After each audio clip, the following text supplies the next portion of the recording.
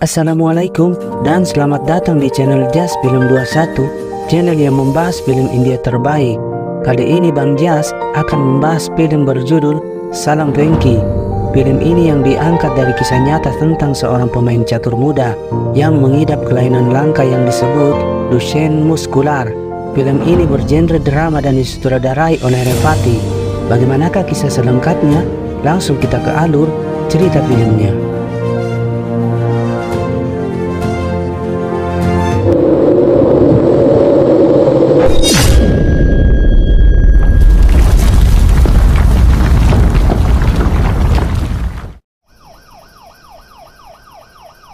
Film diawali di suasana malam itu. Terlihat sebuah ambulans melaju dengan cepat memasuki area rumah sakit kota.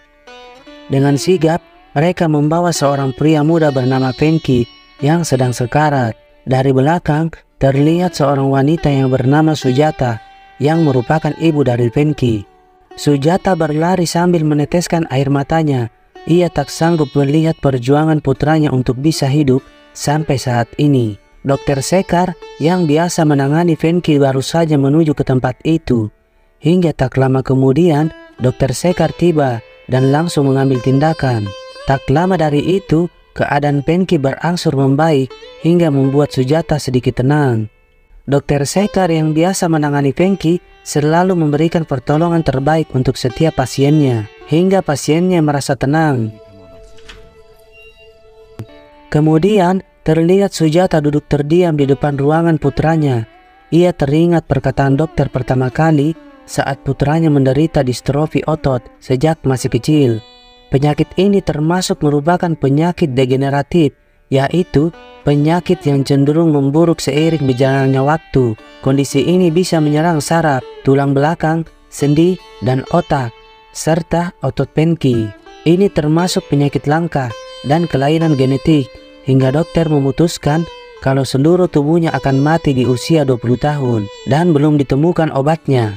Mendengar itu, kembali air mata Sujata menetes.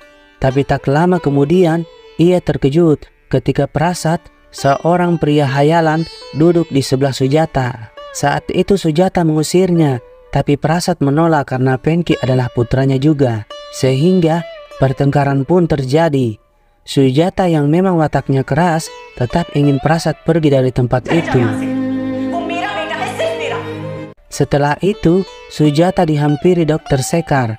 Ia mengatakan jika masa kritis Venky sudah terlewatkan dan telah memindahkan ruangan Venky. Dokter Sekar juga mengatakan bahwa Sujata tak perlu khawatir serta dipersilakan pulang untuk beristirahat.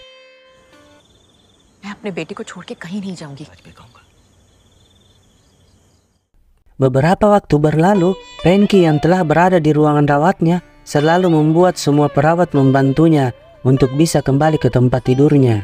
Semua perawat di tempat itu sudah seperti keluarga baginya, hingga mengenal betul bagaimana Venky dan Sujata.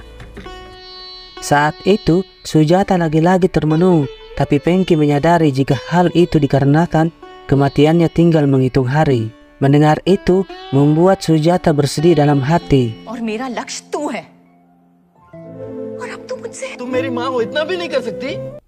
Tak lama dari itu, putri Sujata datang dan mencoba menanyakan keadaan Venky. Tapi Sujata malah pergi meninggalkannya. Terlihat jika putri Sujata ini datang beserta dua orang lainnya. Nandu yang merupakan keluarga Venky mencoba mengetahui kebenaran tentang penyakit Venky. Karena ia tidak bisa melihat semua yang ada di sekitar karena kebutaannya, Nandu memaksanya harus meraba untuk mengetahui apa yang terjadi pada Venky. Hingga ia benar-benar terkejut ketika tahu Venky tidak dalam keadaan baik-baik saja. Venky menangis dengan mengatakan ia hanya mau menghabiskan waktu sisa terakhir hidupnya bersama ibunya di rumah untuk melihat matahari tenggelam bersamanya dan mendonorkan seluruh organ tubuhnya untuk orang-orang yang membutuhkan. Namun ibunya menolak. Kemudian terlihat Sujata menceritakan pada putrinya dan guru Venky tentang keinginan Venky. Sujata mengatakan ia tidak ingin mengabulkan permintaannya karena ia tidak sanggup untuk kehilangannya. Bahkan seluruh ibu di dunia pasti tidak sanggup untuk melakukan hal-hal itu.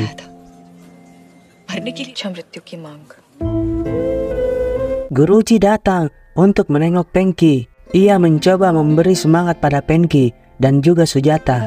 Penki yang selalu menceritakan tentang kematiannya pada Guruji coba ditenangkan oleh Guruji yang memberikan pencerahan tentang kematian serta kasih sayang seorang ibu.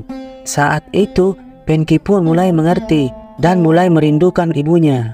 Sedangkan Sujata tetap memikirkan semua ucapan Penki yang menurutnya menakutkan. Ia benar-benar tidak siap untuk ditinggalkan putranya.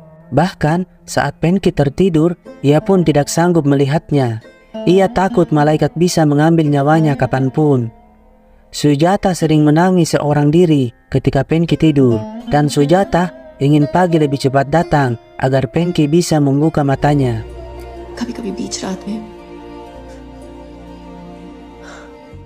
Suatu waktu, tiba-tiba alarm dari ruangan Penki berbunyi yang membuat beberapa perawat dengan cepat segera memeriksa kondisi Penki yang ternyata kadar oksigennya kini melemah. Melihat itu, Sujata hanya diam dan meneteskan air mata.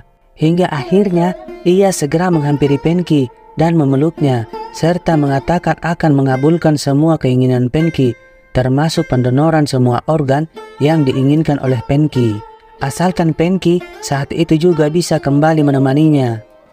Seketika keajaiban pun datang. Kadar oksigen yang semula melemah kini normal kembali. Sujata menghentikan tangisnya. Bersamaan itu pula Dr. Sekar telah datang. Sujata mengatakan kalau ia akan mengabulkan semua keinginan putranya. Ia mulai belajar untuk ikhlas menerima bila sewaktu-waktu Penki meninggalkannya. Kemudian Sujata menemui bagian rumah sakit untuk membuat pernyataan tertulis tentang euthanasia. Tapi manajer rumah sakit menolak dan mengatakan kalau euthanasia adalah kejahatan. Apapun keadaannya, manajer rumah sakit meminta Sujata untuk menjelaskan pada Penki agar tidak melakukan kegiatan yang melanggar hukum medis.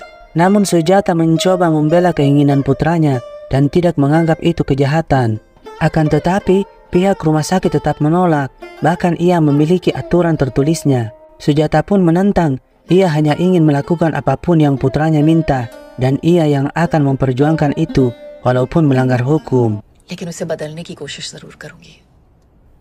Setelah itu, teman halusinasi Sujata kembali datang, menemuinya mencoba mendekati Sujata dan memberikan saran terkait Penki. Sujata kali ini mencoba menerima masukannya karena ia sadar apapun yang telah terjadi pada hubungan mereka, Penki tetaplah putra mereka. Seketika Syardu datang dan merasa bingung karena melihat ibunya berbicara seorang diri. Keesokan harinya, Sujata mendatangi pengadilan dan menemui pengacara untuk bisa mengabulkan keinginan putranya. Di pertemuan itu, pengacaranya mengatakan bahwa apa yang diinginkan putranya sangat sulit dan harus dalam waktu dekat ini ia harus mengurus pengajuan itu. Untuk bisa mewujudkan itu semua, ia pun mendatangi di ruangan Penki dan mulai membicarakan tentang pendonoran organ yang diinginkan oleh Penki.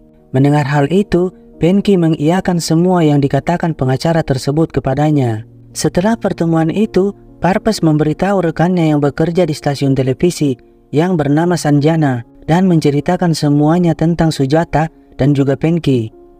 Hal itu pun diangkat menjadi berita viral yang menyedot perhatian semua orang yang melihat percakapan mereka. Parpes beralasan Sujata dan Penki bisa menyelamatkan banyak nyawa dan ia meminta dukungan agar bisa melakukan euthanasia, dan Sujata yang melihat pemberitaan itu tersenyum bahagia. Akhirnya keinginan Sujata yang ingin mendapatkan dukungan dari masyarakat menjadi kenyataan. Karena beberapa keluarga pasien yang menderita penyakit parah langsung meminta agar mereka bisa menerima organ-organ yang nantinya bisa didonorkan. Produser acara tersebut pun meminta timnya untuk bisa melakukan voting dan menentukan suara terbanyak dari keinginan Sujata dan juga Penki.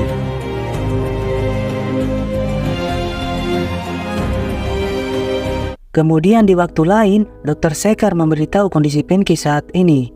Setelah itu, Sujata kembali ke ruangan rawat putranya dan ia memandangi wajah putranya sambil teringat kegiatan yang dulu sering mereka lakukan. Ia mengetahui Penki sangat pintar dan mau belajar walaupun ia menderita sakit parah sekalipun. Diperlihatkan Sanjana mendatangi ruangan Penki untuk bisa mewawancarainya secara langsung. Tapi Sanjana yang melihat keadaan Penki sudah tidak bisa lagi berbicara, membuatnya diam dan mencoba menahan air matanya agar tidak keluar. Sanjana benar-benar sangat terharu, terlebih lagi saat melihat kekuatan pada Sujata yang setia mendampingi Penki, yang malah membuatnya terhibur walau keadaannya tidak baik.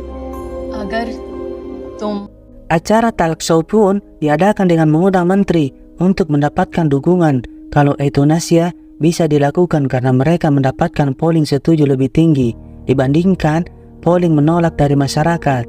Mau tidak mau, menteri harus menemui langsung manajer rumah sakit dan menghadiri persidangan yang akan digelar. Diperlihatkan Syardu datang membawakan surat dari menteri kalau besok menteri akan datang berkunjung. Penki yang mendengar hal itu merasa senang. Begitupun Sujata, ia langsung membaca suratnya sambil memandang wajah putranya. Tak lama ayah Penki tiba, tapi kali ini Penki tidak mau melihatnya. Syardu kemudian mencoba membawa ayahnya keluar dari ruangan itu, hingga membuat ayahnya kesal dan pergi meninggalkan rumah sakit karena ia sadar tidak diterima di rumah sakit itu. Saat Syardu menceritakan kekesalannya terhadap ayahnya kepada Dr. Sekar, ia menceritakan kalau dulu ayahnya menolak menanggung biaya pengobatan Penki. Bahkan dengan kejamnya, ia mengatakan kalau Penki adalah investasi mati. Sujata benar-benar merasa terhina putranya mendapatkan perlakuan seperti itu dari ayah kandungnya sendiri yang seharusnya memberikan kekuatan dan semangat agar Penki bisa sembuh, namun ia menolak, bahkan tak memperdulikan lagi. Hingga sejak saat itu, mereka resmi bercerai dan Sujata pergi membawa Penki dan meninggalkan dirinya. Terlihat Penki yang ditemui komite dari Menteri Kesehatan. Di sini, ia mengungkapkan dengan sadar kalau ia ingin melakukan euthanasia sebagai keinginan terakhirnya. Sujata mencoba tegar mengungkap bahasa isyarat yang diungkapkan putranya terhadap orang-orang komite tersebut. Bahkan, sekuat tenaga ia harus menahan air matanya untuk tidak keluar. Komite, menteri dan pejabat pemerintahan mulai menggodok semua keinginan Penki untuk bisa diterima oleh umum dan tidak menentang hukum. Di kantor pengadilan, terlihat rekan Parvez mencoba menyadarkan Parvez kalau kasus yang ia tangani kali ini mustahil bisa menang di pengadilan. Tapi Parvez tetap yakin ia bisa menang di pengadilan dan mendapatkan izin dari pengadilan untuk mengabulkan keinginan Penki. Beberapa hari kemudian, Sanjana mulai menyiarkan secara langsung persidangan euthanasia agar bisa disaksikan oleh semua masyarakat luas. Parvez sendiri mencoba tenang saat pengadilan berlangsung. Ia mulai memainkan perannya dan berusaha meyakinkan hakim tentang tindakan yang ia lakukan sekarang. Tapi Nyonya Kumar yang merupakan lawan Parvez mematahkan semua argumen yang disampaikan oleh Parvez. Bahkan ia menyinggung Sujata kalau Sujata sengaja menjual penyakit putranya dan organ-organ putranya untuk mendapatkan donasi. Hal itu membuat Sujata berdiri dan membela diri. Ia tidak menyangka pengacara bisa memiliki pikiran picik seperti itu. Namun Sujata diperingatkan oleh hakim untuk bisa mengendalikan dirinya. Tapi Sujata terus mengomel dan meminta keadilan serta mengatakan semua yang dikatakan oleh Nyonya Kumar tersebut adalah salah. Hingga hakim memutuskan untuk mengeluarkan Sujata di pengadilan itu bila ia tidak bisa mengendalikan diri. Melihat itu, Parvez mencoba menenangkan Sujata beserta Syardu. Mencoba mematahkan argumen Parvez, Nyonya Kumar memanggil saksi untuk bisa menguatkan keinginannya. Ia memanggil Dr. Sekar dan menanyakan tentang kondisi detail Penki. Serta ia juga menanyakan tentang perkiraan kapan Penki meninggal dunia. Jika ia tewas dengan kematian yang tidak wajar, maka ini bisa disebut sebagai pembunuhan. Dr. Sekar mencoba membela dirinya dengan mengatakan Pankates, nama lengkap Penki, memang pasti meninggal dunia karena penyakit kronis yang dideritanya selama ini. Tapi di sini, Nyonya Kumar terus menelanjangi kesalahan Penki, mulai dari trauma emosionalnya dengan ayahnya hingga kesulitan ekonomi dan kemungkinan Penki mengalami depresi karena tekanan euthanasia yang diinginkan Sujata. Karena Penki berumur 24 tahun, tidak mungkin memiliki keinginan euthanasia lagi. Mendengar itu, lagi-lagi Sujata berdiri dan mencoba membela dirinya dan putranya. Sehingga hakim pun memutuskan menunda persidangan dan membawa pengacara tersebut ke dalam ruangannya. Di dalam sana, Nyonya Kumar mengatakan ia hanya mau menyelesaikan persidangan ini dengan cepat karena menurutnya persidangan ini menghabiskan waktu. Parpes pun dituntut oleh hakim untuk membuktikan siapa Penki sebenarnya. Parpes menyanggupinya dan meminta waktu 48 jam untuk bisa membuktikan semuanya. Di tempat lain, lagi-lagi Sujata bertemu dengan pria hayalannya. Sujata mengatakan jika dirinya telah kalah dan dirinya lah yang menang. Namun si pria hayalan mengatakan jika kemunculannya adalah untuk selalu mendukungnya. Dirinya ada karena cerminan hati Sujata itu sendiri. Setelah itu, Parpes mengatakan semuanya pada Sanjana dan Sujata tentang tuntutan yang diberikan oleh pengadilan untuknya. Mendengar itu, Sujata dan yang lain meninggalkan pengadilan dan mulai meminta dukungan untuk mengumpulkan semua tentang Penki kepada orang-orang yang dekat dengan Penki, hingga ia mau memutuskan untuk mengambil tindakan euthanasia. Semua pihak mendukungnya, bahkan sama sekali tidak terlihat raut kesedihan di wajah Penki. Malah orang-orang yang merekam semua kegiatan Penki berusaha semaksimal mungkin untuk bisa meneteskan air mata mereka. Terlebih, Sanjana berulang kali ia tidak mampu menahan air matanya saat menemui orang-orang yang tahu persis siapa Penki dalam kehidupan mereka semua. Rekaman yang mereka lakukan ditampilkan saat di pengadilan lanjutan.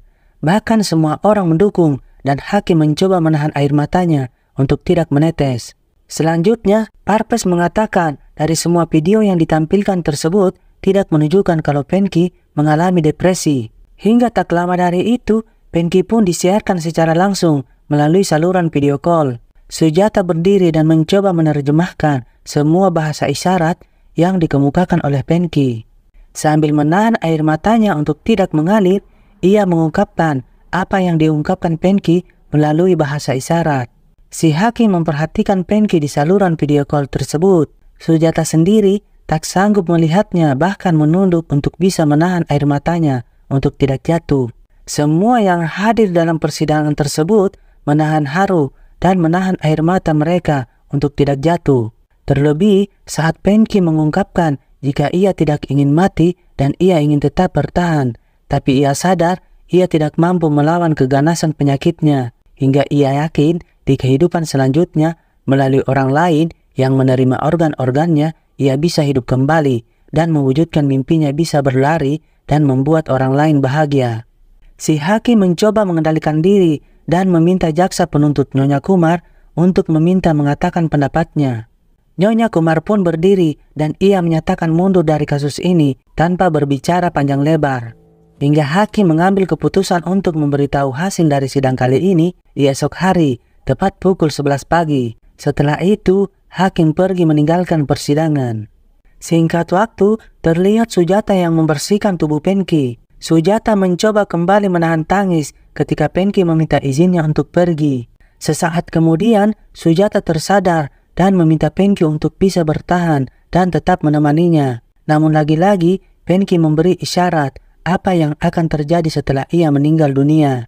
Sujata mengakui ia tidak pernah tahu apa yang terjadi saat mereka telah meninggal dunia. Yang ia tahu kalau Penki pasti tidak lagi merasakan sakit. Scene berpindah, terlihat Sanjana terus melakukan kampanyenya agar masyarakat bisa menerima euthanasia. Si hakim yang melihat itu merasa bingung dengan keputusan apa yang akan ia ambil, karena selama 21 tahun menjadi hakim, ia tidak pernah bingung untuk mengambil keputusan. Hingga istrinya memberikan dukungan kalau semua orang tahu antara perbedaan kebenaran dan kesalahan, hingga kebenaran ada di pihak mereka. Hakim Arjun yang mendengar kalimat itu dari istrinya terdiam dan ia mengerti maksud tersembunyi dari pernyataan istrinya tersebut. Hakim Arjun mendatangi rumah sakit dan ia ingin langsung menemui Penki di ruangannya. Melihat Hakim Arjun datang, Penki sedikit terkejut, termasuk Sujata. Hakim Arjun menghampiri Penki dan mulai berbicara kepadanya. Si hakim mengatakan bahwa pengadilan berutang banyak pada Penki dan juga mengatakan kalau Penki telah menjadi lebih baik. Namun Hakim Arjun mengatakan jika hukum di negara mereka tidak bisa diubah dalam beberapa hari. Hingga dengan berat hati, ia mengatakan pengadilan menolak permintaan Penki tentang euthanasia. Mendengar itu, Penki menarik napasnya dan mulai menangis. Hakim Arjun meminta maaf karena ia tidak bisa mengabulkan keinginan Penki di saat terakhirnya. Tapi si hakim berjanji akan mengubah hukum kalau seseorang berhak hidup bermartabat dan juga harus diberikan hak mutlak untuk mati bermartabat. Kemudian Sujata mengatakan kalau Penki ingin mengucapkan terima kasih dan jika ada waktu, ia ingin bermain catur bersama si hakim. Air mata Hakim Arjun tak bisa lagi terbendung, terlebih saat tahu sekarang otot-otot wajah Penki tidak lagi berfungsi. Sehingga Hakim Arjun meninggalkan tempat itu dan menemui Dr. Sekar, kemudian keluar dari rumah sakit tersebut dengan perasaan yang benar-benar kacau. Parpes mau tak mau mengatakan kalau mereka kalah dan euthanasia ditolak oleh negara. Kabar ini pun membuat semua orang bersedih. Mereka semua menangis mengetahui tentang kebenaran ini. Sujata yang selalu memegang tangan Penki terkejut ketika telapak tangan putranya bisa bergerak dan wajahnya bisa menengok ke arahnya.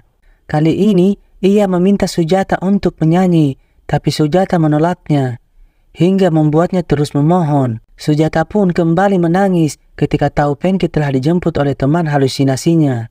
Sujata mau tidak mau ia mulai menyanyikan lagu yang sangat disukai oleh Penki.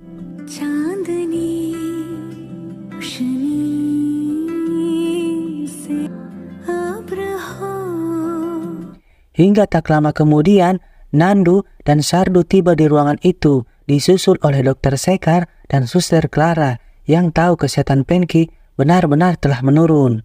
Sujata tiba-tiba menghentikan nyanyiannya ketika genggaman tangan dari putranya melemah. Bahkan semua yang ada di ruangan itu pun mulai menangis dan Sujata akan menutup kedua mata Penki dengan tangannya.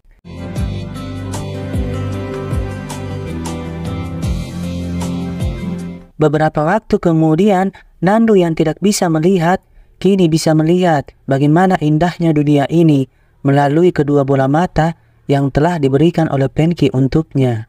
Terlihat senyum Nandu saat melihat bagaimana indahnya dunia ini. Sementara Sardu dan Sujata kembali meneteskan air mata memandang laut dari atas menara yang sangat diinginkan oleh Nandu dan juga Penki. Hingga film pun selesai.